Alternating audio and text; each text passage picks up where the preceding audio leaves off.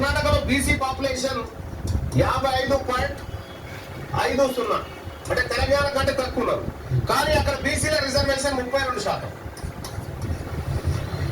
ఉత్తరప్రదేశ్, యూపీలో బీసీల జనాభా 54%, కానీ అక్కడ 27% రిజర్వేషన్. ఇక్కడ ఆంధ్రప్రదేశ్ లో 50% ఉంటే 29, మొత్తం ఇండియా వ్యాప్తంగా 52% ఉంటే 27% ఇస్తా ఉన్నారు. ఇక్కడ అత్యంత తక్కువ రిజర్వేషన్ పొందుతుంది బీసీలు. మొత్తం ఎంటైర్ భారతదేశంలో అత్యంత తక్కువ, ఎక్కువ జనాభా ఉండి అత్యంత తక్కువ రిజర్వేషన్ పొందుతుంది ఓన్లీ తెలంగాణ ప్రజలు, తెలంగాణ బీసీ. వీళ్ళు ఇక్కడ ఉన్నటువంటి నాయకులు కేంద్ర ప్రభుత్వాన్ని, నరేంద్ర మోడీ గారి దగ్గరికి అఖిల పక్షాన్ని తీసుకుపోతా అని చెప్పి, నిజంగా ఆర్డినెన్సీతో అయిపోయేది ఉంటే అఖిల పక్షం ఏం అవసరం ఉండే, కేంద్రానికి ఎందుకు పంపినాం మనము? నిజంగా ఆర్డినెన్స్ తో కనుక మనకు బీసీలకు రిజర్వేషన్ వచ్చే అవకాశమే ఉంటే మనం ఆర్డినెన్స్ ఎందుకు తీసుకొస్తా ఉన్నాము? కేంద్రం దగ్గరికి పోతాను ముందుగా అని చెప్పి ఇప్పుడు ఎందుకు మాట మార్చినాము? ఇది మనం అందరం గమనించాల్సినటువంటి అంశం. ఇక్కడ అందుకే పొన్నం ప్రభాకర్ ఆ మాట చెప్పింది. అందుకే పొన్నం ప్రభాకర్ గారు ఏమంటున్నాడు, అన్ని పార్టీలు కూడా 42% టికెట్ చేయాలని చెప్తాను. నిజంగా బీసీల కనుక రిజర్వేషన్ అమలైనాక 42% రిజర్వేషన్ వస్తే, అమలైతే ఇంకా పార్టీలు ఇవ్వాల్సిందే ఉంటుంది, ఆటోమేటిక్ గా నడుస్తూనే ఉంటుంది లెక్క. వస్తే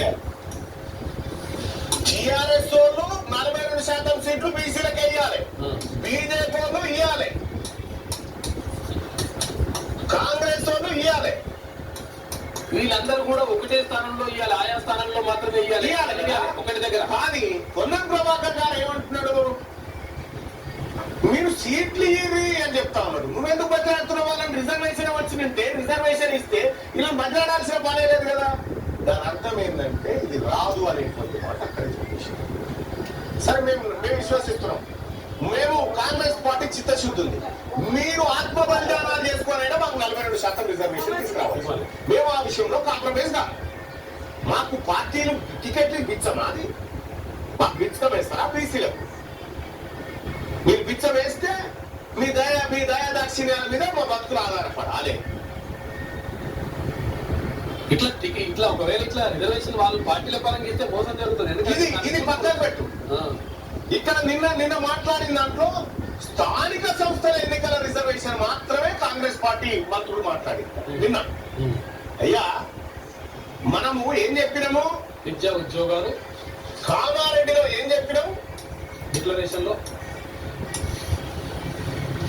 42% లోకల్ బాడీ, విద్యా ఉద్యోగం, 42% ఉద్యోగాలు, 42% విద్య, 42% కాంట్రాక్ట్లు. ఇక్కడ ఇప్పుడు నిన్న మాట్లాడింది కేవలం దీని గురించి మాత్రమే. ఇప్పుడు 42% ఉద్యోగాలు, 42% విద్య, ఈ రెండు పక్కన పెడితే 42% కాంట్రాక్ట్లు బీసీలకు ఇచ్చే ఛాన్స్ అయితే రాష్ట్ర ప్రభుత్వం చేతుల్లో ఉంది కదా. తెచ్చుకోవచ్చు, రిజర్వేషన్ లేకపోతే ఇవ్వచ్చు.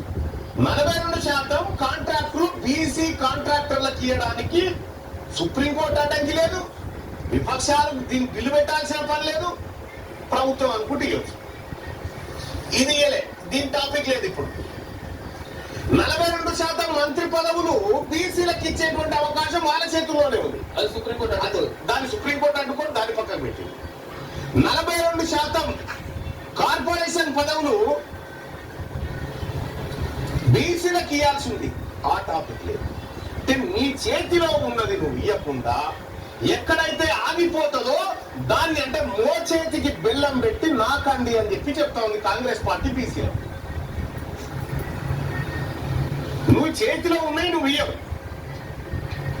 ఇక్కడ మాత్రం ఇది హైకోర్టు కొట్టేసి, సుప్రీంకోర్టు కొట్టేసి, మొట్టికాయలు వేసి దీనికి దేవాలి. దీని అర్థం ఇప్పుడు చెప్పండి ఇక ప్రజలారా ఏం జరుగుతుందో. నేను అసెంబ్లీలో అరే నీకు దమ్ము ఉంటే కేంద్రంతో పోరాడు అని చెప్తా ఉన్నాడు. మాకు 42% రిజర్వేషన్ బీసీలకు ఇస్తామని చెప్పింది నరేంద్ర మోడీ కాదు, ఈ సన్నాసులు చెప్పింది. ఓటు వీనికేసి వాళ్ళతో కొట్లాడమంటారు, దునపోతు కట్టేసి గాడులకు కట్టేసి దునపోతు పాలు విన్నట్టు ఇప్పుడు కథ. అది భలే కూడా కాదు, దునపోతే యువ వికాసం కాదు, ఈ అసలుకే లేదంటే యువ వికాసం కాదు.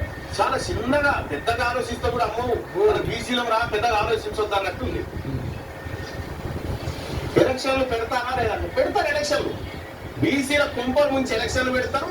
బీసీలమంతా బీసీల ఓట్లు, ఇక నువ్వు నాకు రిజర్వేషన్ ఇవ్వనప్పుడు నీకు ఓటు ఎందుకు, నా ఓటు ఇంకా మోసం చేసినట్టు ఓటేస్తారా ఎవడన్నా? సో ఆ రకంగా మీరు వెయ్యమంటే కాంగ్రెస్ ఓటేసిన నువ్వే చెయ్యి, ఏం చేస్తావని చెప్పి 100% కాంగ్రెస్ పార్టీని ధిక్కరించి తన్ని తరిమి కొట్టి బయటకు వచ్చి నిలబడ్డ బీసీల పక్షాన్ని.